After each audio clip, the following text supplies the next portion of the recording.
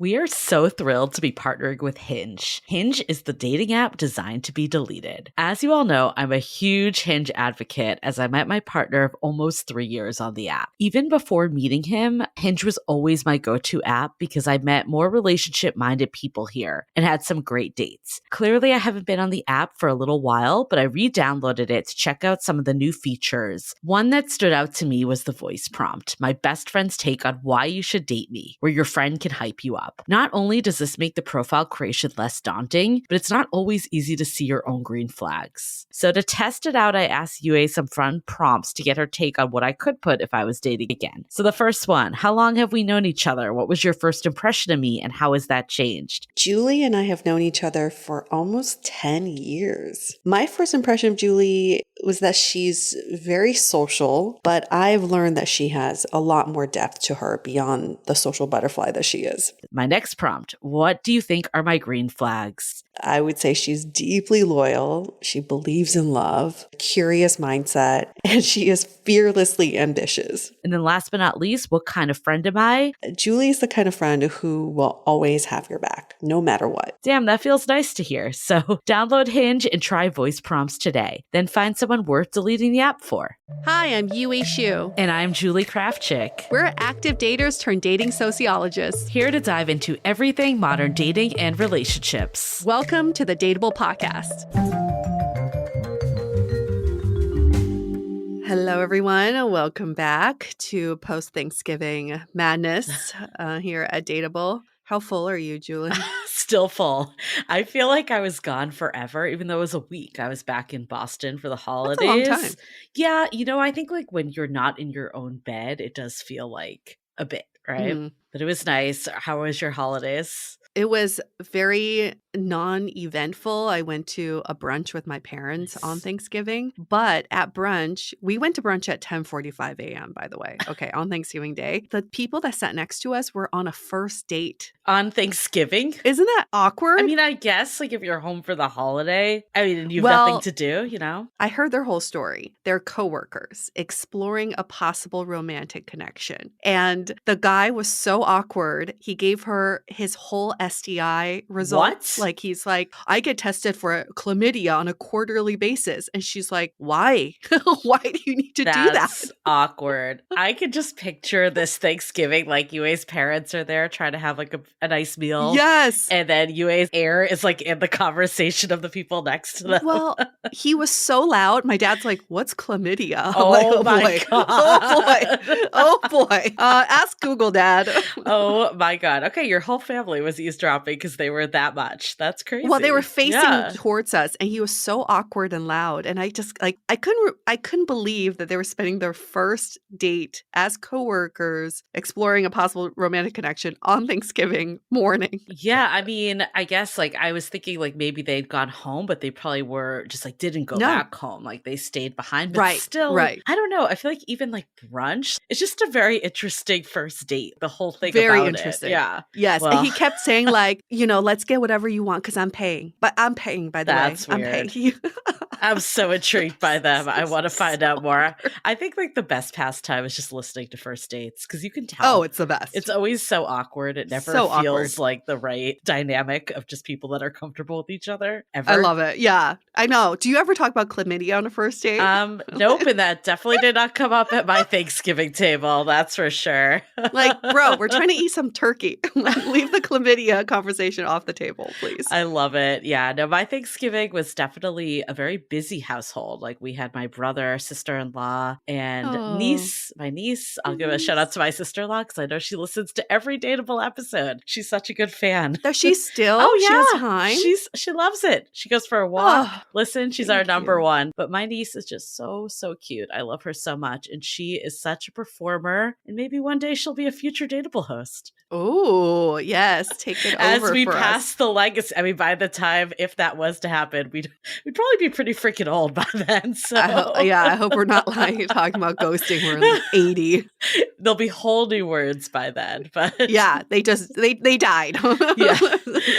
But yeah, no, it was nice to be back. It was really freaking cold in Boston. I realized like how much of a wimp I am now. I just forgot. A few weeks ago, I was like, I don't get cuffing season. And now I'm like, I kind of get it a little. Yeah, it's really freaking cold. I don't get it in many levels, as we talked about, but I get the part of maybe not like going out as much. But I don't know. It's kind of fun too to just like bundle up. But maybe not if you were doing it all the time. Maybe for me. Yeah, you would get a little sick of it and you just want to stay home and cuddle. But there are other things you can cuddle other than like a stranger. Heated blanket. That sounds nice. Or how about a weighted napper? Oh my God. Therapy? Yes. Oh my God. I love that thing so much. It's great. Obsessed. It is one of our sponsors. We got to give a shout out to them. Therapy. They do these weighted hand crocheted blankets that they call nappers. They're just like little blankets basically, but you like bundle yourself up in them. And my friend May, you know May, Julie. Yeah. She's such a big napper. I call her Panda all the time. She knows how to nap. And she came over to my house the other day. She's like, can I take a nap? And she saw the napper. She's like, what's this? And she just put herself into it. Like she just swaddled herself. And I was like, wow, you know exactly what to do with that. That's, that's how you do that. That's what they call a napper. So she was such a natural, but that thing is oh my so God. great. Oh my God. So great. Yeah. It was nice that we were able to do one night in Boston, just my partner and I. So we kind of got like a date night. We went to this indoor mini golf that was so high tech. They basically calculated all your scores through the ball. Whoa. And like everything was done automated. So you couldn't cheat. And Whoa. yeah, and it was really cool. And I won twice. So I was happy. Of course you did. No, I don't always. I usually don't. I do appreciate a partner who's uber competitive when it comes to that stuff. I think it's kind of fun. Yeah, as long as you're competitive there and not in other ways, you know? Right. Yes. Like at your job. Or just like in your relationship. That's what I was thinking. Yeah. I took out the trash on Monday. Yeah, exactly. Leave it to the mini golf courts. Yeah. You love mini golf. It's a great date. You know, we've talked about this before on the podcast. I don't think it's a good date for like date 1 through 3 because it's just hard to talk to people. Yeah. But once you've like established some rapport, it's super fun. It is fun. And you get to spend a good amount of time there. Like you don't run out of things to do. Yeah, totally. Which is nice. I know that before we got on, I was like, Julie, I have something to discuss with you. And you're like, I have something to discuss with you. I do. Do you want to go first? I feel like you ignored my text on this one. And I'm like, I'm going to bring it up here. What? I did? I had a very important question for you and you passed right over you it. Did? Are you sure? I mean, you're going to, like, it's not that important. But, okay. Have you seen the documentary on Netflix, Twin Flames? Holy shit. I did not get this. No, I did not get this text message because that's the podcast I listen to. The cult one. The cult. Yes. Yeah. Okay. I didn't know you were listening to the podcast. I didn't even know it was a podcast. Remember, I texted you because my friend Kate was like, you got to listen to this thing. It was about this girl in San Francisco. And I was like, oh, is this someone we know? Do you remember that? Yes. Okay. So for anyone that has not seen it, it is wild. So it's on Netflix right now. And it's basically a married couple that's trying to help people find their twin flame, which is like the spiritual soulmate that's like your other half. But there's like a whole thing about twin flames. Yes. Like they weren't the one that invented it. And at first I was like, oh, like this isn't that far off from like some of the stuff we do. Like in the sense there's a group discussing, everyone's like pumped up. I was like, oh my God, this seems like kind of like some of our calls we've done. And then it takes some turns. Oh, and I was like, okay, this is not what we do at all. I was like, holy shit, it takes some turns. I mean, I think the girl that maybe you're talking about from SF, she had so they basically would tell you this is your twin flame. We know who it is. Yes. They told her to pursue some guy that was clearly not into her. Not into her to the at point all. that she got a restraining order and ended up in jail she stopped for a month. I was like, holy shit. Yeah, because she was so convinced, this is your person. And if he's resisting, it just means he hasn't seen you as his twin flame yet. He doesn't know yet. I thought I couldn't get worse than that. And then Oh, no. it gets The other way woman. worse. The whole thing is like, they can guarantee. I mean, that's like clearly something we would never say in 1,000 years. Like, we can guarantee that you find your twin flame. Like, who says that? Yes. So they were forcing people essentially to be together to show that. And Yeah. then because people weren't finding their twin flames, they changed the rules that you could only find them in the group. Yes. But it was all women. So they started to like assign them genders. And I was like, holy fuck. People are going through like full on like gender transformations because these two people are telling them. Of course, we're clearly like so pro trans rights, but this is very different when someone's assigning you. Like, these people were like, I've never felt like a man before in my life. It's like if they said, Yue, your twin flame is Julie. Yeah. And then Julie's like, I didn't know Yue was my twin flame, but I will be open to it. And then they would say, Yue, you are now the man in the relationship. And I would go and like completely transform myself. I feel like they weren't even saying like, Julie, are you open to it? It was like, Yue is your twin flame. Like, that is it. It's a fact. That's it. But you as Julie, you're like, whoa, I thought she was my friend, but now I have to see her sexually. And it's like, if you don't choose Yue back, you've got no one. That's your twin flame. Yeah, you're going to die. It's your fault. I was like, holy fuck, this thing is crazy. So, okay, I guess you've been watching it or listening to it. I got to go to the podcast now. I got to get on there. Is super. I need to watch the show too. Oh my God. The podcast is so engaging. And I don't know, my takeaway was people will do anything to find love. Yeah. And they're really, exploiting that. I hate that though, because it like discredits like things that we do, and obviously the guests we have an amazing guest today who's like so like, I want to help people, and it really just goes to show you that you need to still have a critical mind. And if you're ever in a situation where an expert is telling you that you must do something, that is something to stay away from. No one is ever in the place to tell you like, this is the only path for you, or this is what you must do. Like, that's too far. Yeah, a credible person will lead a horse to water. Yes. A non-credible, exploitive person will force the water down the horse's throat. Yes. Okay, so that's the difference. And we'll never force anything Holy down your shit. throat. I was it's so wild. exhausted. Okay, coming back from Boston, and then I had like some other work things this week, and I was just so tired, yet I could not stop watching this thing. Okay, I'm going to have to start watching it. I watched it twice. Like, I'm not going to lie. You did? Watched it last night and the night before. Wow. Well, a lot of these cults, they all start with such good intentions. So when you first hear about it, you kind of think, well, I could definitely be convinced of this, right? It sounds like they're helping people, but then they go the fucking extreme. Well, the fact they were like ostracizing people from their family too, and like telling them that they had, that's clearly a sign if you're ever in a situation where they're like telling you to like not talk to people, not the, help that is coming from a good place, and telling you you had like past traumas that you were unaware of. Like, who are these people? That's the thing. Definition of a toxic relationship. Right. That's the thing, though. I was like, are these people, like, are they so convinced that their way, like this spiritual way they created, is accurate, or are they just in it for cult leadership power? Because it's hard for me to imagine that they actually legit believe this stuff, but you never know. You never know. You never know. It's still running. Is that It's still running today. Is it really? 60,000 people in their Facebook group. They claim none of this is true. They've put out messages saying that none of this is true. They're just helping people. Yeah. This was my big thing. It's clearly been on my mind, but yes. Wow. Gosh. The balls on them. Yeah. Look at all the evidence. Look at all the people who came forward. They're just making this shit up. I know. Wow. Yep.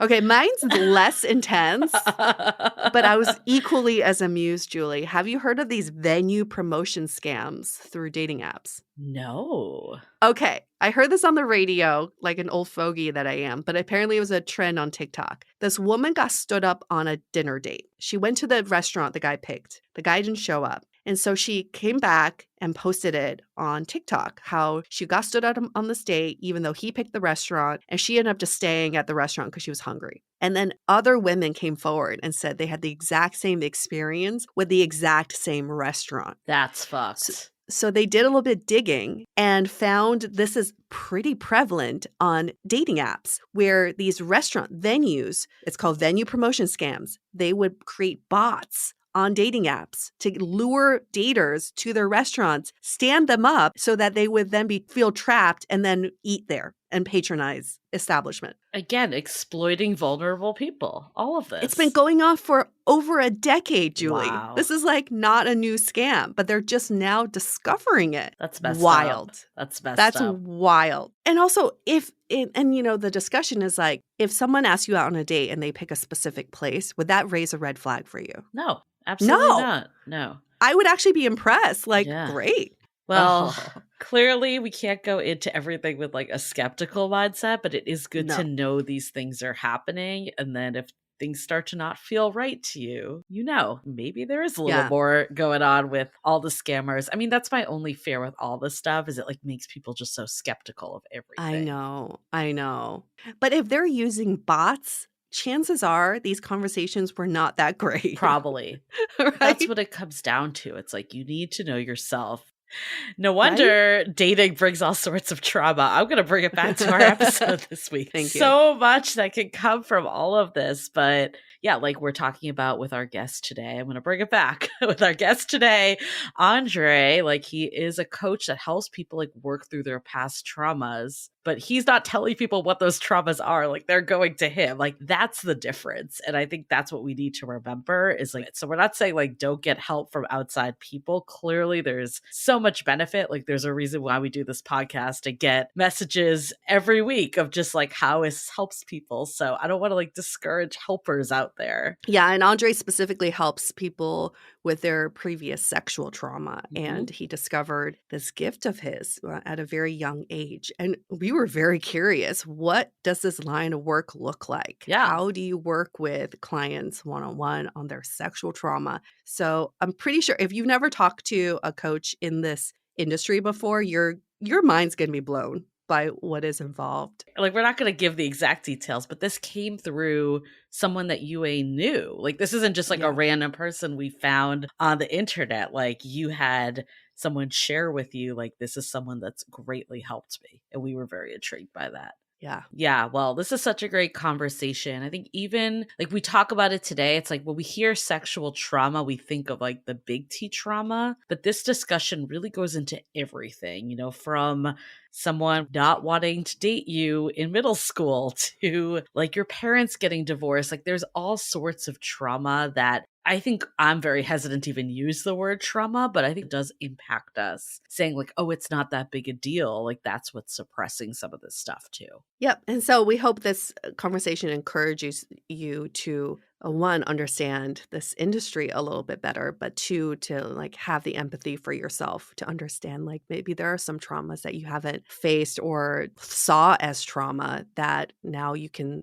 have a more empathetic look at it all. Yeah, whatever it is to help you ultimately like put this stuff behind you so you can have the love life you want. Yeah. Okay, well, we won't go any further because we got a whole episode. But before we get into it, at DATEABLE Podcast, that's our Instagram, TikTok. You can find us on YouTube. Loving the time of Corona. We will change the name by end of year. I'm putting that on air, so we're forced to do it. We've had a few ideas and none of them have fully stuck, so we're kind of just still muddling around. If you have a great idea, send us an email. Tell us. We got a few ones from the Facebook group we're still exploring. So this will be changed though by end of year because we know that people want to get out of Corona. Okay. And last but not least, the only gift you can give us this holiday season is a rating and review. We're so close to our goal. We're not quite there. We're still like 200 away. But we do know there's a lot of you listening, like way more than 200 that have not left a review. So we're really hoping we can get there by end of year. And, you know, if you don't use Apple Podcasts, Spotify, you can always put us a review there as well. That's another area we need to build up too. This helps us so much, as you know, because it makes us a reputable podcast that people want to come on as guests, and that all benefits you all at the end of the day, and obviously us to keep this podcast going. So it's just the circle of love and giving. So please give us a review, help us keep going. It also keeps you and I personally motivated to hear stories of how this podcast has helped you, or how you've met someone, or you're enjoying dating now, or comfortable being single, or happy being single. Like all of that makes us so happy, warms our hearts, and keeps us going.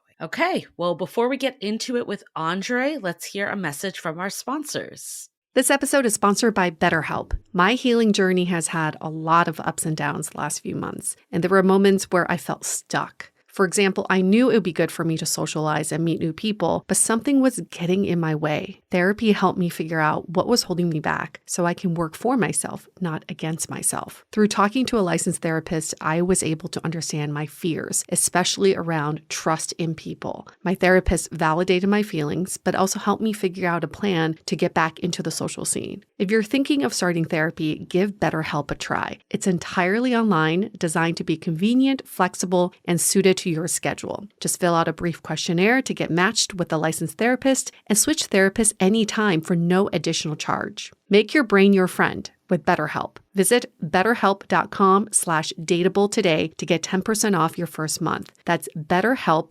HELP.com/DATEABLE. This episode is sponsored by Via. We all know there are things that can help set the mood in the bedroom, but did you know a little THC could also do that? Yes, Via has developed a unique blend of pleasure-enhancing cannabinoids, libido-strengthening herbs, and a low dose of THC all into one mind-blowing gummy called High Love. This gummy, wow, it will awaken your senses, increase blood flow, and intensify any sexual experience. I've been pleasantly surprised by the High Love gummies because it is just the right amount of THC for me to have a good time without feeling sleepy. And hey, if THC is not your thing, Via also offers a wide array of other gummies without it. And everything legally ships in 50 states with discreet packaging directly to your door. So if you're over 21, you can get 15% off and a free pack of award-winning Dreams THC plus CBN sleep gummies with our exclusive code DATEABLE at viahemp.com. That's VIIAHEMP.com. Let the gummies work their magic. Head to viahemp.com and use the code DATEABLE to receive 15% off and one free sample of their Sleepy Dream gummies. That's viahemp.com and use the code DATEABLE at checkout. Take your passion and pleasure to a whole new level with High Love from Via Hemp. This episode is made possible by Badlands Pets. As you all know, Mojo, my precious baby, is the reason why I found love in the first place. He made me feel love again. So I would do anything to ensure his health and longevity. And actress Katherine Heigl and I have that in common. She's helped save over 16,000 dogs through her foundation. And after doing a ton of research, she feels there's one place we can look to improve any dog's health, and that's their food. So fortunately, she found that just by adding a few special superfoods to her dog's food, she saw huge transformations in their health. So she's made a 20-minute video explaining step-by-step how anyone can do the same thing to see incredible changes in their dog's health. I've definitely re-looked at what I'm feeding Mojo and making sure that, hey, he only has one life to live, and I want to make sure it's the best damn life. So if you want to keep your dog healthy and happy, go to badlandsfood.com/dateable and watch Catherine's video right now. Again, that's badlandsfood.com/DATEABLE. Living with ADHD can be a challenge, and dating with ADHD is definitely a challenge, we've heard many of you say. But finding the right care and proper tools needed to succeed can be life-changing. Done is an online ADHD care platform that can get you all the resources you need to help manage your ADHD. Online visits, refills, and a 24/7 care team made for you. In just 1 minute, Done's online assessment can help kickstart your ADHD treatment journey. With experienced clinicians, worry-fill refills, and online visits, you can start getting personalized care as soon as today or tomorrow. So contact an expert team that can help you around the clock and get a personalized treatment plan just for you. Here's how you do it. Take a free 1-minute assessment and book an appointment with a licensed ADHD clinician as soon as the next day. Get continuous care, one-click refills, insurance coverage, and 24/7 care team support with Done for just $79 a month, and pharmacy copays as low as $0. Visit get.donefirst.com/podcast to learn more. That's get.donefirst.com/podcast to learn more. Done. Turn ADHD into your strength. Okay, let's hear it from Andre.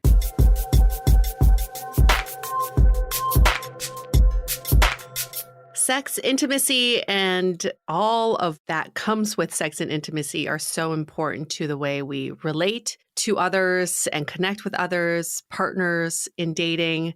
but it's also so important in the way of how we relate to ourselves and understand ourselves. So today we have a sex and intimacy and relationship coach with us, Andre Lazarus, who will be shedding some light on his work, but also we'll be talking about sexual trauma and how that plays into our views and relationships with intimacy in itself. So welcome to Dateable, Andre. Welcome. Thank you very much, UA and Julie. Happy to be here. And who is Andre? He's 39 years old. He lives in Asheville, North Carolina, originally from New York, and he's in an open relationship and he is poly. First of all, can you give us kind of a brief description of your work? What do you do exactly? Sure. So I have different facets to my work, different offerings, but ultimately what I do is I help guide individuals, whether it be single individuals, couples, thruples, or more, on how to tap into their erotic power. And in each of us, I feel there's a place where we maybe hold ourselves back or don't fully own that we are these big, powerful sexual beings in the world. And here, when I get to work with you, we get to figure out what is that piece that might be missing in your life so that you can be in your full potential. And you, on your website, you share that you have a story, your backstory, that you experience sex differently than your friends, community, society. Can you share a little more about just you and what got you into this space? Yeah, I love sharing this story because I get to reflect back and just be forever grateful for the people who helped me to get here, because this was not just my journey, this was theirs as well. The reason that I'm sitting in front of you today doing the work that I do is because of the intimate connections. And when I say intimacy, I mean all the facets: emotional, spiritual, physical. People in my life who encouraged me to come into this work and the experiences that I got to share with them. And I really had a lot of shame around sexuality because I realized, as I shared in my story, I see sex differently and connection differently, is that I was loving multiple people. I was desiring physical connection from not just women, men, varying different individuals, and really unsure about what that would look like in my life, because I kept running into my edges of, I'm supposed to be this certain way in a relationship. I'm supposed to only be desiring a certain gender opposite to my own. And that just wasn't the case. So I really just owe it to all of the individuals along my journey who encouraged me to go into this work, because in the intimate experiences that I was sharing with a lot of these individuals, it was more than just sex. It was more than just fun, frivolous, physical connection. It was actually quite healing for them. And that was hard also at first to take in. When you're in a very vulnerable space with someone and people start crying or start shouting out and saying things that you're not maybe ready for, you're like, oh, am I doing something wrong? I didn't know how to navigate it at an earlier phase of my life. And what I was finding out through my own education of learning from these individuals was that the experiences we were sharing was much more than just sexual connection. It was therapeutic in many ways. So that's kind of why I decided to lean into this. I wouldn't have done it on my own. At what age did you find your superpowers? I like that. I definitely emulate Batman. I have him as a tattoo on my arm. So hearing you say superpower just juiced me up. So thank you for that. It started at a very early age, but I didn't know what they were. I didn't realize that they were superpowers. So even in my high school years is when I started receiving certain reflections about how I was showing up in connection, in relationship. And when we're in our teens, what do we really know much about relationship outside of the excitement and maybe the lust? And now that I look back, I realize that there were moments where those superpowers were starting to come through, but I really found it more in my 20s, in my college years, where again, just the people that I was sharing these connections with were reflecting back what those experiences were like for them. And for me, now that I think about it, even reflecting in our conversation here, I don't know if I was prepared for what I do today. I don't think I was prepared for it at that time in my life. I needed to live years, another decade or more, to really fully understand what that responsibility is, to be in very vulnerable, intimate spaces with people that can bring up past or even current trauma. And now having the understanding, the wherewithal, the knowledge, but also still educating myself, learning from all the clients that I work with today. I feel like the past, whether that trauma was like big T trauma or even like the smaller T traumas of maybe just not like being the person that was viewed sexually in some way. I think we hold all the traumas that went through our lives in the formative years and they really play into current day. Like, how have you seen this in your own life? Like things that you dealt with in your formative years, like how did that impact your own views of sex and love and relationships? Yeah, no, that's a good question. I would say just my own knowledge of what relationship is, and then also of what that trauma was. I think when we're younger, we just assume that these things happen to us, and maybe at some point down the road, whatever those difficult or challenging emotions or feelings were would subside, or we just get over it. But as we become these adults, we're really just big kids, we're all still children, but we just had to grow up at some point because society said so. We now realize, oh no, there's things that don't just go away. There are things that live within us, like trauma, depending on, we're talking big T, little t, trauma is something that can be attached to us within our body. And no amount of just time and pretending that it'll go away will solve that. So I think that's one piece for me, just seeing a younger version of myself, not really understanding what these experiences were fully until I had more just knowledge around them. Having teachers, doing my own self-work, plant medicine journeys, all of those were stepping stones to unravel more of what my trauma past was and still is. I think it's important now to just pause and talk about sexual trauma in general, because everybody has varying degrees of understanding what that could entail. So through your experience and the clients you've worked with, can you give us a spectrum of what sexual trauma looks like? Yeah. We know the opposite end of the spectrum. We've got rape, assault. And then when you work along the spectrum, what are some other examples? That's a tough question. I mean, because it is such a spectrum. It could be you really liking someone in middle school and sending them a note and saying, do you like me? Check yes or no. And they check no. That could affect you still today. This piece of paper and this person having their own choice of their own desire, sharing very honestly with you, but that right there could affect how you see yourself in relationship today.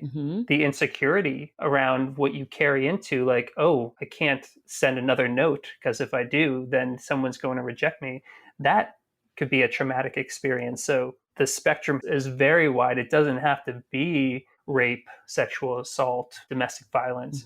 It can be that small t, which is just not feeling appreciated, not being told that we're good enough or pretty enough. That can lead to trauma sustaining throughout our life. I think a lot of people, myself included, are hesitant to use the word trauma because you don't want to detract from the big T, but I'm 100% agree. I remember a middle school dance when I went up to a boy and asked him to dance, and he basically was no. And that sat with me. And it's hard though to be that's the same as rape. Clearly it's not.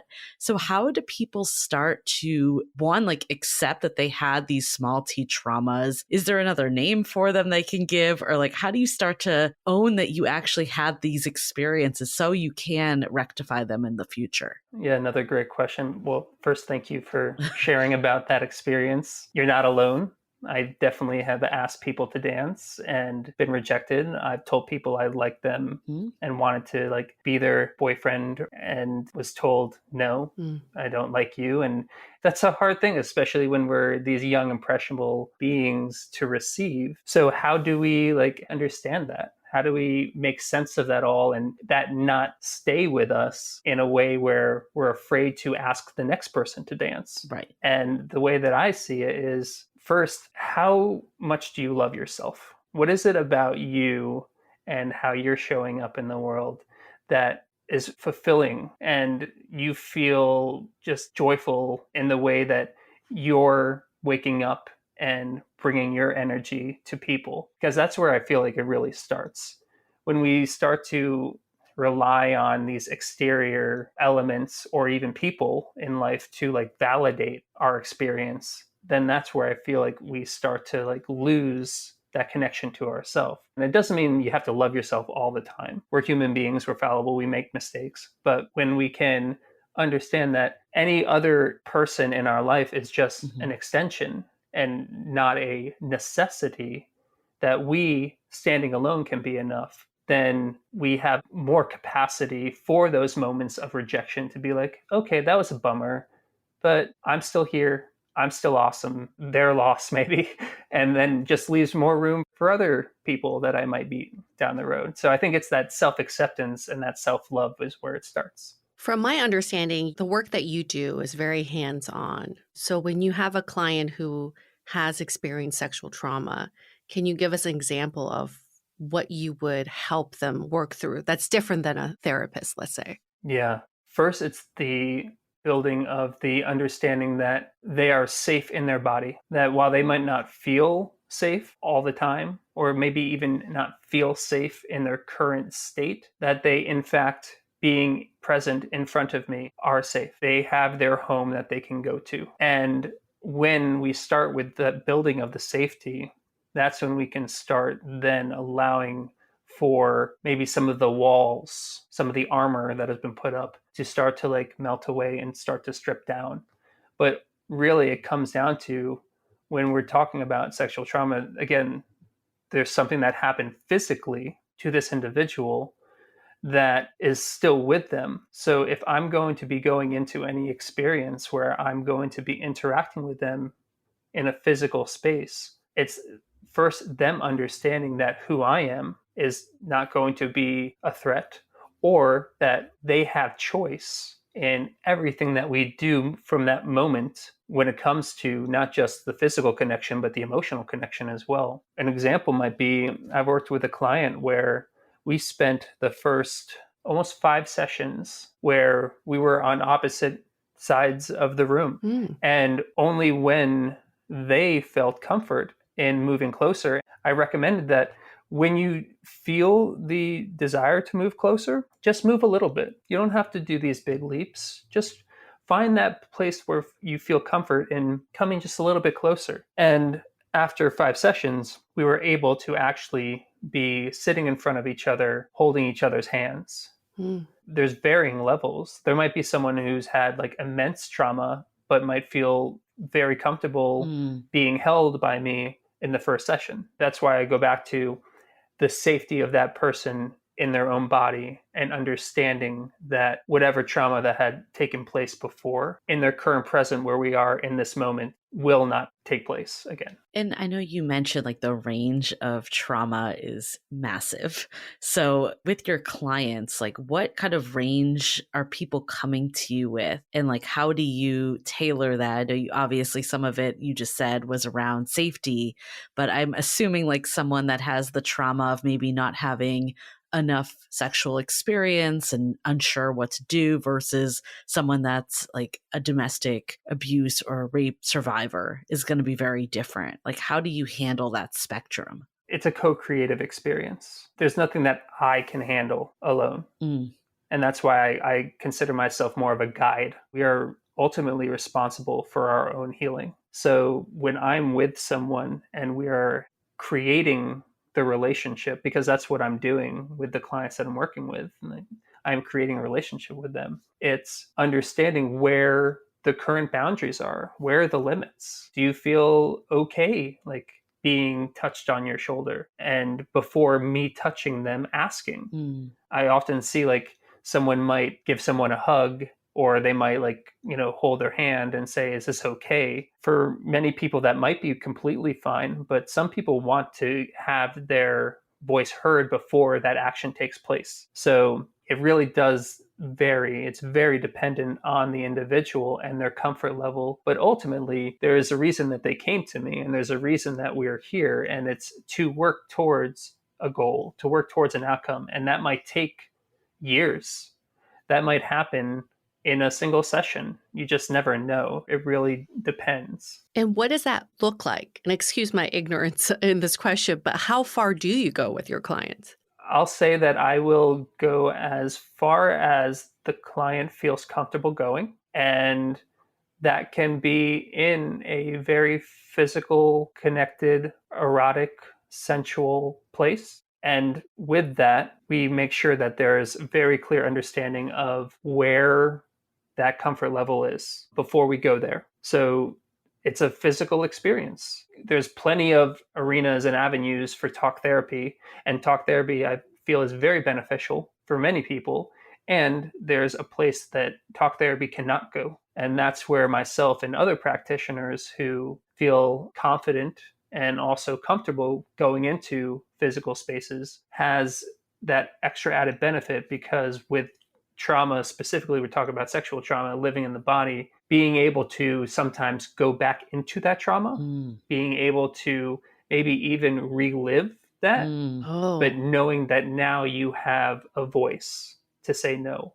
Now you have a voice and agency to reclaim what was maybe taken from you. So when you say physical, like, could we go anywhere from like recreating that middle school dance to like full on like recreating a sexual experience? Like, what are the limits and lines of what physical means? Yes, it could be, like you said, recreating that dance where you get to hear yes, or you get to hear no and be told more than just no. It's no, and I really appreciate you asking. Maybe we could try another time. Like, has it been like ever like full on sex, or is that like a line? Is there a line? There's always a line. And for me, in the work that I do with my clients, every situation is unique. Knowing that what takes place between us in our sessions also stays confidential is also vitally important to that individual feeling safe to fully allow themselves to let go and surrender into their healing process. Got it. Wow. I'm so blown away. My body's just having a reaction to all of this, because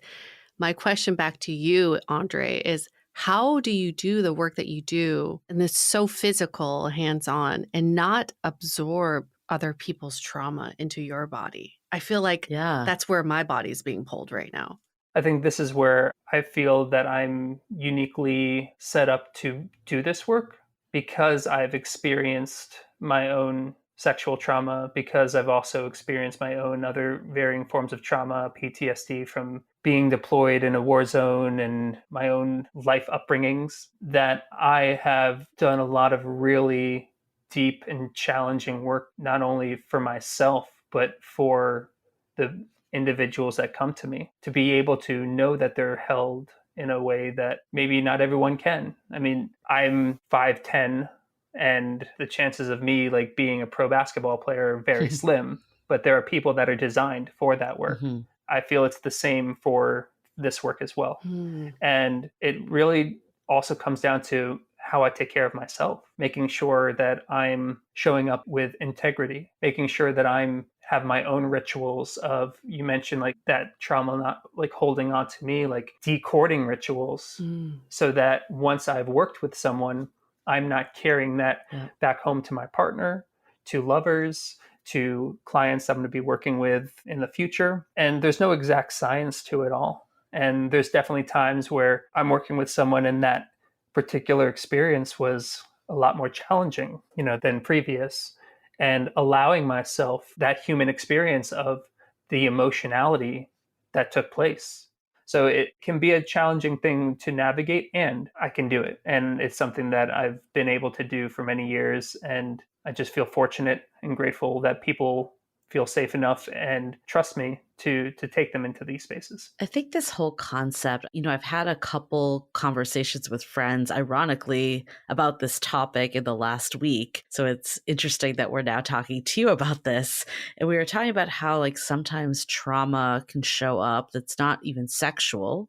Like it could be something like losing a parent or, anything that has nothing to do with sexuality, but it does somehow play into sexual experiences later on. Mm. How have you seen like other traumas that aren't like the sexual ones, whether that's, the big T sexual traumas or even the small T ones that we were discussing, but just like completely left field traumas of nothing to do with sex? How do you see those still impacting sex? Yeah, I mean, what we see in the way that we're raised, what we learn in our upbringing carries on. So if we are a product of divorce, I'm a product of divorce, then that there might have some implication on how I create relationship down the road. And I was married and then got divorced. So there's a very good chance that what I witnessed from my parents contributed to what happened in my relationship with my ex-wife, and then so on and so forth. So it doesn't have to be from a physical, sexual like place of it being like this big T trauma. It could be if you don't go out with your makeup on, wearing your nicest clothing, then you're not going to land a man. And if you don't land a man, then you're going to be alone for the rest of your life. I mean, that can carry on for forever if not approached or talked about. And that has nothing to do with an actual physical experience. That's all around like the psychological of, am I good enough? Am I someone that is pretty enough? Am I someone worthy enough of partnership, or am I going to be destined to be alone for the rest of my life? I mean, that falls under a small T, but to me, that's pretty big. You also mentioned PTSD earlier, and very curious to know, how does PTSD show up as a sexual trauma? And what do you do with your clients to help them work through that? Well, I mean, PTSD, post-traumatic stress disorder, when talked about, generally we think about or we go to something having to do with like the military or war or a traffic accident that left us like with certain like actual physical injuries as well, but that emotional injury continues on. Anything that is traumatic and has caused a stress like point in your body to continue on post the experience is PTSD. So when we're talking about sexual trauma, it might be that you were assaulted and had someone hands around your throat and you were like losing your capability to breathe, and you were, fortunately able to get past the physical point, but the trauma piece still lives on. So now if anyone touches your neck, even if in the most gentle, caring way, might re-trigger that trauma experience from previous. So for instance, if that were the case and I was to work with someone and that might be something they want to understand more or work through, it might be slowly moving through that rather than me putting my hand near their neck or on their throat, them having the capability to take my hand and again, moving slowly. There's no rush to any of this. It's really the comfort level to each person. But knowing that here, they feel safe. They don't feel in any danger. They feel like they have control over their emotions, over their physical body. And it might take another session or two until the hands moved here and then feeling safe there, and so on and so forth. So it's finding where that trigger point is, recognizing it, which can be challenging, especially I'll say for me as a practitioner, it's sometimes challenging when that trigger point comes back. Because in a way, I am now stepping in as the perpetrator, and that can be a lot to take on. And again, I feel uniquely qualified to be able to do this. So we had a listener write in and share that she's recently connected the dots between her PTSD and her groinal response, or basically like her desire levels, and, sometimes wanting sex often and other times not so much. And she said she worked with a therapist to make the connection. So how do you start? I mean, obviously working with a therapist is one path forward, but I'm like, how do you actually make that connection for things that were outside of like a sexual realm, that this could actually be impacting your sex life and intimacy with partners? Well, first, again, seeking outside resources. If for some reason, and it's completely okay that it's not something you're able to fully comprehend or solve on your own, and whether it be through research on like the internet or reading a book, that you're wanting outside experience and help, going to a therapist, talking about it, like being able to feel comfortable sharing that there is something in your life that is currently not where you want it to be, and you want to shift into a different place than where you are. So having that conversation, and then in that conversation, again, sometimes going backwards. Oftentimes when I work with clients, I like to go back to, again, childhood, because we all started at some point as our younger versions of ourselves. And somewhere along the way, we went from a place of feeling safe or feeling held or feeling loved. And then something happened. There is a moment, and it could be many moments, but there is a pivotal moment where that experience happened that altered the way that we see relationship, the way that we see sex, the way that we feel safe during physical intimate experiences. And then when we pinpoint that, now we know where that trigger point is. It's through very slow, guided, again, consent negotiation, going to that point and actually spending time there. It might take some time. It might take months before you feel comfortable even talking about a specific part of your body that was violated. It might even take longer for you to then want to show someone, whether it be a partner or a practitioner, where that took place.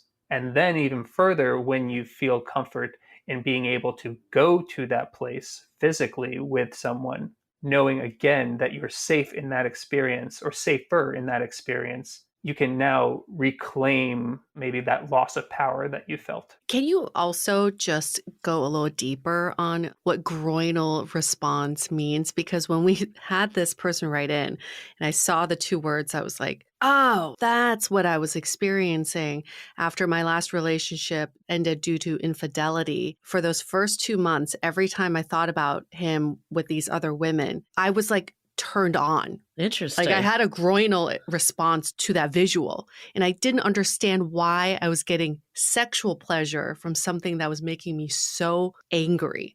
So I would love to learn a little bit more about that. This is also very much like person and situation dependent, but the groinal response you're talking about is maybe one from a state of turn on. The groinal response might be a state of like tension, of holding of what was that trauma experience. So for instance, vaginismus is where there's like the tightening of the vaginal muscles, where even like the smallest pinky of even themselves, self-pleasuring, might not actually be able to enter because there's something that took place that they don't feel safe in their body to be able to allow that muscle, that pelvic floor area to relax into. So when we're talking about your experience where you were receiving turn on from this is where that taking power back can happen. Sometimes this is done where when we're able to be in that experience that at first was traumatic and say, but here is me saying, I get to control the outcome of this. And that actually is a turn on. You're now, again, getting to reclaim it as your own. When you say groinal response, I'm happy to hear how you described it, because where I went initially was the response of like restriction, of closing, of holding. I think you bring up another point too, Yue, that doesn't need to be stuff from your like formative years. It very much could be, but this is like a continuous piece. And I mean, I feel like when someone experiences a trauma like being cheated on, you could not want to have any sexual relations either. It's kind of like the reverse of the clamming up piece. I mean, we've touched on some examples, but like, is there anything we're missing in terms of where this trauma can stem from, or like how wide it ranges? I mean, I feel like we've hit a lot of really substantial points, and it doesn't even have to happen to you. That's the other thing. Oh, interesting. You can hear about an experience that someone else had And that might put you into a fear state Wow. of, for instance, like say you love traveling and then you found out one of your friends was traveling and they were assaulted, Mm. and that now they have fear of ever leaving their home. If that had such an impact on you where you are no longer traveling because you don't want that to happen to you, that's now a trauma response. And that didn't even physically happen to you in your experience. So if there's anything that I would hope that people take away from listening to this, is that you have so much room and possibility for healing within your trauma experience, and to allow yourself patience and grace that if it doesn't happen overnight, that you're not broken, that you still have time to work through these experiences, and you don't have to do it alone. That's where therapists, practitioners come in, because we all need help. Yeah. You ladies, I'm sure, have needed help at some point in your life as well. So allowing yourself the grace and compassion that there's healing in your future. It's just a matter of when you feel ready. No one can force you to do that. And that's sometimes the challenging piece, is the self-responsibility of wanting to go into that healing journey, because no one's going to be able to push us into that. We need to do it on our own. Let's hold that thought for a quick message. As you know, I recently left my corporate job and I've been in total recovery mode, all about self-care. One of my new routines is the nighttime shower before bed. There's just something about washing away the day and that reflection that's been super helpful for me. I've been using one of our partners, Osea's Mega Moisture Duo. This combo body oil and body lotion are so freaking incredible. It literally feels like I'm at a spa. I realized that the secret is seaweed and other skin level ingredients that are normally reserved for face products. And that's why I was so excited when Osea became one of our partners. And, you know, we're so grateful for partners like this because, one, they keep the show going, but they're also super good for all of our listeners and for our own well-being. So if you want to have that nighttime bliss like I am doing, you can get 10% off your first order site-wide with code DATEABLE at oseamalibu.com. You'll get free samples with every order and free shipping on orders over $60. So head to oseamalibu.com and use the code DATEABLE for 10% off. Let us know which products you end up going with. Share them in social. Super excited to see what you end up choosing.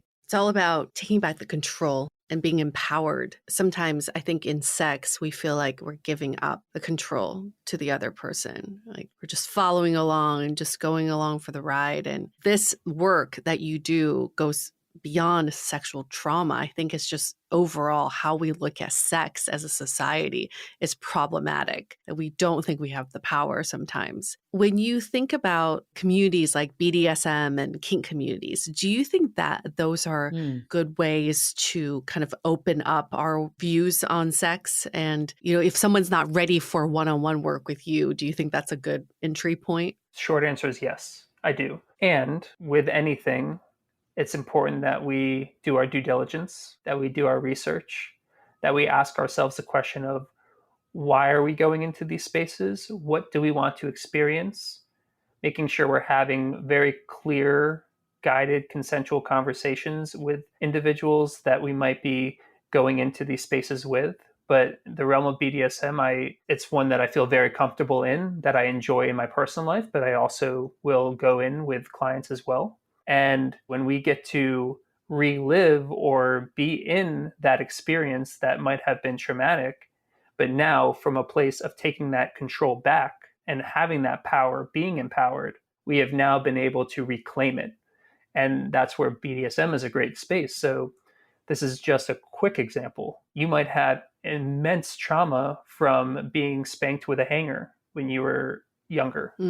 And now anytime you see a hanger or anytime anyone might touch your butt, that might re-trigger what that experience was. But when you can allow yourself the room to, in a safe way, be with someone and now have them, through negotiation, through clear guidelines, bring in a hanger or bring in spanking, and now you see that there's something here that you're able to relive, but now it's no longer from a place of you Mm. not having choice. You have choice. Hmm. You're asking, yeah, I want you to spank my ass. Now you've been able to, again, reclaim that power. So kink BDSM is a really beautiful space to dip your toe into this.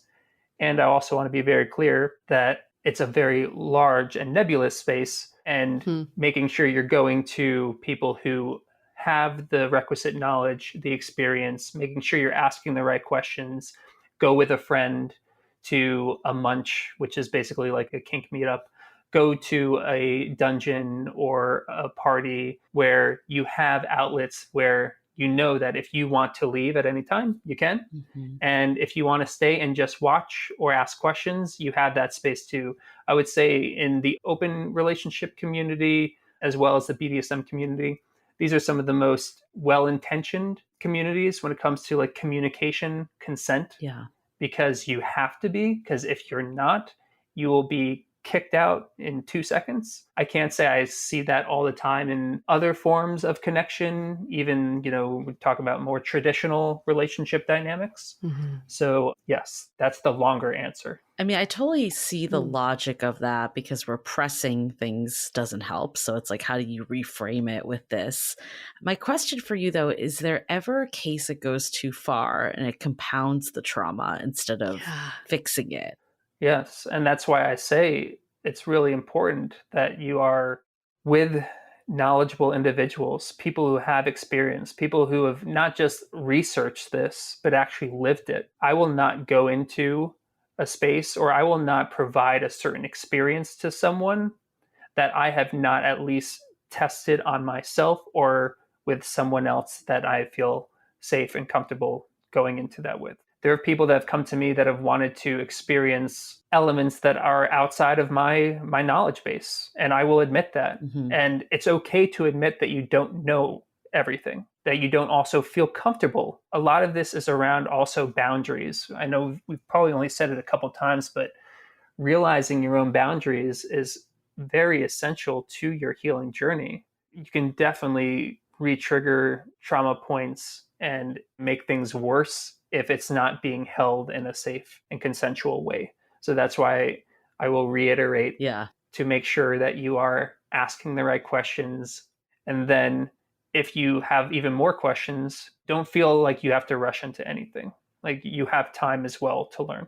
I know that our conversation's making some people blush for sure, because they probably never openly talked about any of this. And even if you take a step back, I think there's just a lot of shame around sex in general. Oh, yeah. I was out with a girlfriend the other night and we are talking about this new guy. She's like, oh, everything's so great. We've been on some great dates and we had sex. And she like whispered and I was like, what? And she's like, and then we had sex. And I'm like, why are you whispering? Why is this a secret? She's like, I don't know. I'm like not comfortable talking about it yet. And I didn't understand why.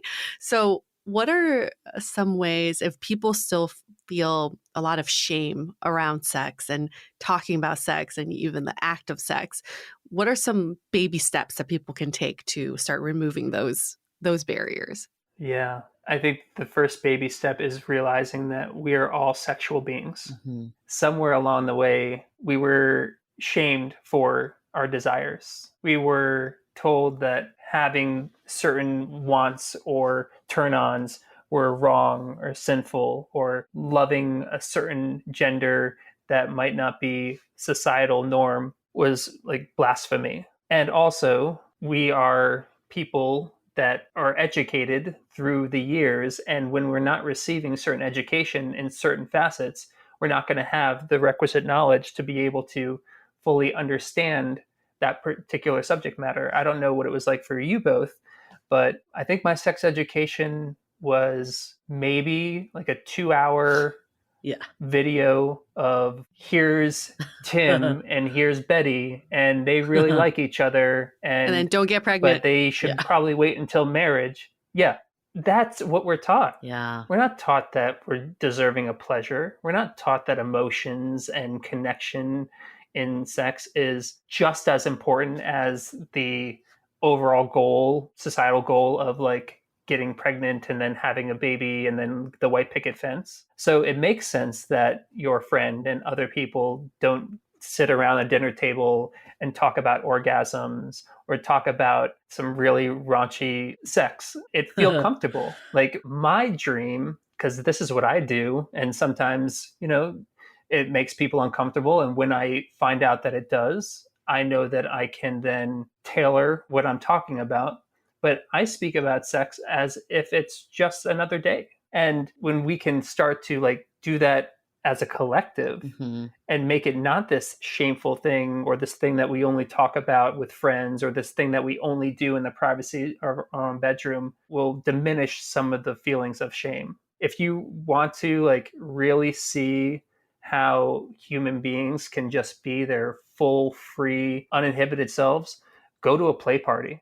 One that, again, where people have clear guidelines of what is safe and consensual, but see what it's like to be in a room of a bunch of people having intimate experiences. And here's some people having sex over here while two people are having a drink at a bar and the other two are watching TV because that's what they're choosing to do at the party. It really comes down to us realizing that we have our inherent right of being sexual beings and celebrating it, celebrating each other for being that way. We did an episode where we went to a play party. So we are 100% with you. Just being in that environment, seeing it, even if you're not ready to participate, I think just being exposed to it is mind-opening. Let's say, though, you're a little bit more vanilla and you're not ready to make the venture to the sex party. How do you start to like open up a conversation with your partner in a way that like removes the shame and lets people openly talk about their traumas? Again, big T to the smallest of T's, whatever that might entail. How do you start having a conversation that feels more like opening up about the topic? Yeah, if you're open to it, Julie, maybe you and I could do a quick little like role play. Yes. A little Let's role do play it. in this, if you're open to it. Okay. I love watching. So yeah, do it. I got your consent. Okay, so Julie, we've been dating for a year now, and I've absolutely loved all of the intimate connection that we've been sharing. There's been something that I've been wanting to share with you, but I've been nervous. And I feel like I can trust you to hold me in this and know that I love you and I care about you. And if you have any questions, I'm here for it. But would you be open to hearing about this fantasy that I have? I would love to hear, Andre. I'm here for you. Thank you. I have this fantasy of watching you and another man have a really delicious sexual experience where I'm not involved. And I'm wondering how that makes you feel hearing me say that. No, I'm a little turned on right now. I'm not sure. Me too. I really appreciate you sharing that with me. I admit that's not something I've done before or thought about doing. Would it be okay if we talked about this more and what that might entail for, each of our sexuality and our relationship? Absolutely. And I appreciate you receiving it. And I want you to know that if there's anything that you ever want to share with me that maybe you have thought about and were hesitant, that I'm here to hold that for you. And we'll just take it slow. And there's no rush to any of this. Love that. Thank you for sharing. So that was an example, like conversation of when you can trust that your partner will love you and hold you no matter what comes out of your mouth, that these are just ideas, that these are just feelings, that it's nothing personal. We're not saying, oh, you sitting across from me are not enough for me and I'm just trying to like find my way out. You're enough for me and there's more that I'm desiring and I want to figure out what that is. And we might not actually ever physically go into that. Yeah. But we can at least talk about it. And now it's out there. That's why I say, like in BDSM and open relating, that these particular groups of dynamics are so powerful because the authenticity in the communication is just overwhelmingly just amazing. Sometimes it's challenging. You might hear something that is hard to hear, but when you can say something and now you've said it and it's the truth and you're not holding back, Yeah. The weight of that off of you is just, you can't compare it. I was going to say, like, obviously this wasn't a role play scenario, but I'm like thinking about if this actually was a scenario, I probably would have maybe asked more, like, is this a request or is this just something you're sharing with me? Like, how do you break down that piece? Because I think sometimes when people tell you something, your mind automatically goes to like, they want to do this tomorrow, where that might not even be the case. Well, right there, I mean, that was a perfect example, is asking that question. Yeah. It's like, oh, so you shared that with me. Thank you. Is this like an idea? Is this something you want to put into action? Yeah. And now it's up to me to then go deeper into that. And then we have dialogue. But I think what sometimes happens is we don't always assume positive intent when we have conversations like this. And doing so, that's why we get hurt. And then when we're hurt, then we're like, okay, I don't want to share this ever again. Or if I do, I'm going to hold back a bit. It's being able to feel confident that whatever does get shared, even if it's challenging, that we can work through it together. And it takes practice. Like, none of this is like overnight. Yeah. Again, I've been in my relationship for 10 years. We've been open in our relationship since we met, since the inception. Wow. And we are currently moving through a very challenging time in our relationship. Very challenging. This isn't like a fix, oh, I did this once and now we're good. And it happens in monogamous relationships as well. It's where do you, again, just feel confident in the relationship that what you share will at least be heard. It doesn't have to be fully understood, but it will at least be heard. And then you guys can move through it slowly with practice over time. Can I ask you for one more role play? And you could do it with Yue this time. Yue, would you be open to that? I'm very open. Okay. I'm just like thinking of the range that we have here. And this is something we get a lot as a question, especially from men, I think, of men that don't have a lot of sexual experience, whether it was like some past trauma, big T or little t, depending on where it came from. How do they share that with their partner or potential new partner in a way that they'll still feel like the person's attracted to them, but, you know, share their truth? And then also, if they don't have as much of experience, the partner's not like, why is this person terrible in bed? That's more like, again, what the perception is that we've heard people say before. Okay. And what is this in the role play? Let's say you're the person with inexperience and Yue is the person you're trying to date. Like, how are you going to share this truth with her in a way that, you know, keeps your relationship moving forward, but you're sharing your truth? This is a good example right here also for your listeners.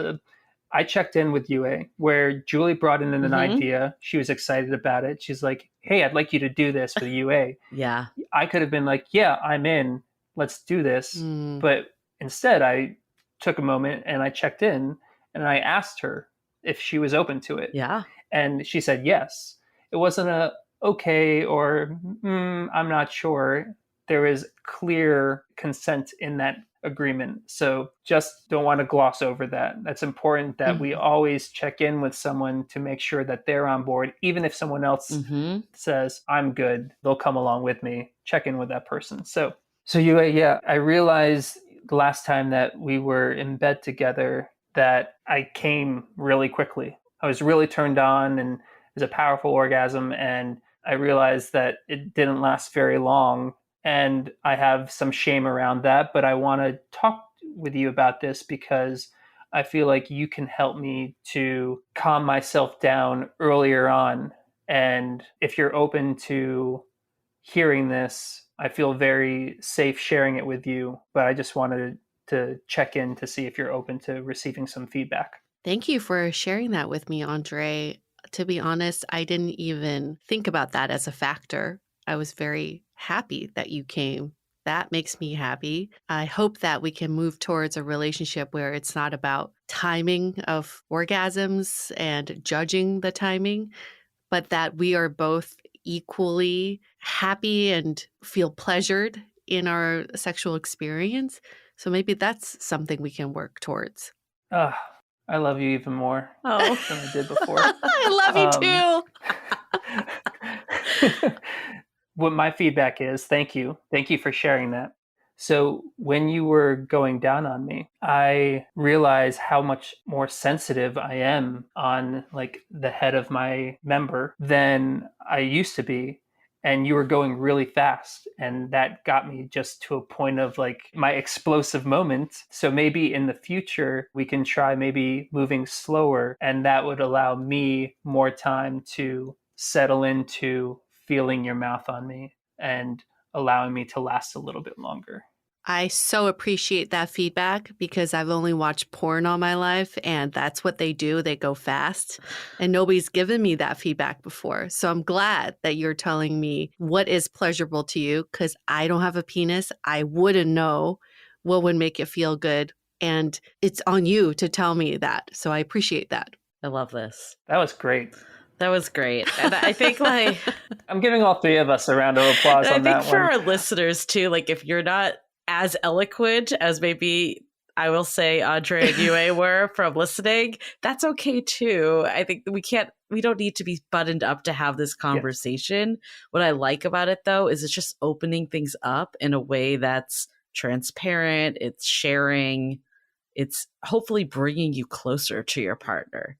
Yes. Well said, Julia. Well, this has been such an incredible conversation. I mean, there's so many takeaways. I don't even know where to start. But I think the biggest one I have is just like recognizing our human experiences, not putting shame on the past, but also not feeling like the past defines us too.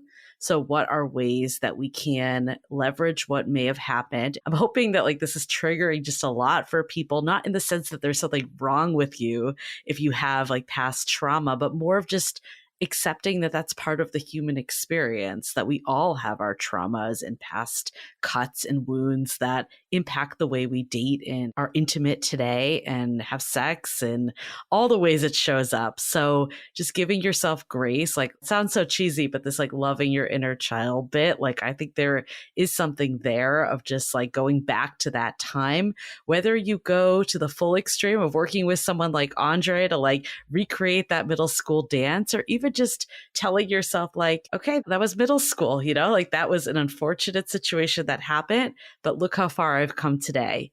So I think there's many ways you can navigate it. Of course, a lot of it depends on your own self and what's going on for you, but just knowing that there are resources if you feel like you need that outside person, I think that would make me feel a lot better, just knowing there is someone I can turn to. And again, it's up to you of like what works for you. And maybe it's trial and error. Maybe it's trying talk therapy. And if that doesn't work, trying something more hands-on. Like there's many ways to go through it. But I loved what you said, Andre, of like, if this is still something that's getting in the way of you having the intimacy and love life you want, then it's worth double clicking on and looking a little deeper of what might be going on. Yes, well said. Yeah, I mean, Andre, honestly, before even talking to you, I had no idea this is what people can do. I had no idea you could be this resource for someone. And I wish I had you when I was going through my breakup and just being disgusted by men, not wanting anybody to touch me, and really going through this period of repulsion. From this conversation, it feels like sex can be expanded with the right resources and help and support and also mindset. And we can take back control of our previous experiences and then have more agency of our sexual desire moving forward. So with previous experiences, we can say, yes, that happened to me, but I can take back how it's manifesting in my body. So that's taking control. And then being able to say, I have agency over my body and my desire, and I can communicate that with my partner, with the people I am sexually involved with myself. Sometimes I've masturbated. I'm like, does this even feel good? Am I like giving myself feedback? Like, are you just doing this because you've seen it somewhere, or are you doing it for your own pleasure? It's hard for me to disconnect the two, but I'm glad we're having this conversation because we can take agency over our own sexual desire. So with that, if people want to know more about your work and more about you, where can they find you? You can find me on my website, which is coming-closer.com. And then I'm also on Instagram, and that's Coming Closer with Andre. Awesome. And we'll link everything in the show notes as well. Beautiful. And to something you said, Yue, I can't tell you how many times I've worked with clients where they have said, I'm so glad that you exist in the world, and I had no idea that you existed in the world. And, there's a lot of people out there just like myself doing this work. So know that if there's something that you're wanting to go deeper into your healing journey, that there's a likelihood that that person or that modality exists. So just doing some research and you'll find what you're looking for.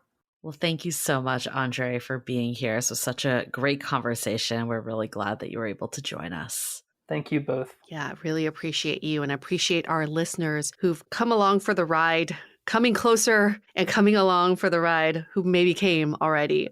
But for those of you who are still with us, this is a great time to go to Apple Podcasts, give us a rating and review, 5 stars, and maybe in the body of the review, you can tell us, what did you learn from this episode?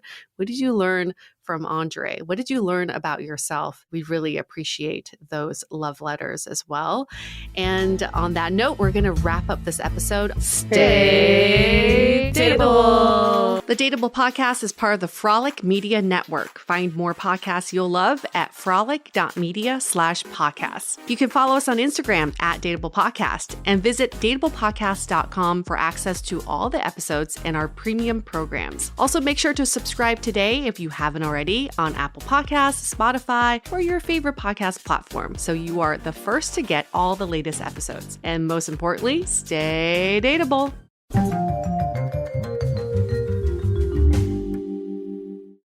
Say goodbye to your credit card rewards. Greedy corporate mega stores, led by Walmart and Target, are pushing for a law in Congress to take away your hard-earned cash back and travel points to line their pockets. The Durbin-Marshall credit card bill would enact harmful credit card routing mandates that would end credit card rewards as we know it. If you love your credit card rewards, tell your lawmakers, hands off my rewards. Tell them to oppose the Durbin-Marshall credit card bill.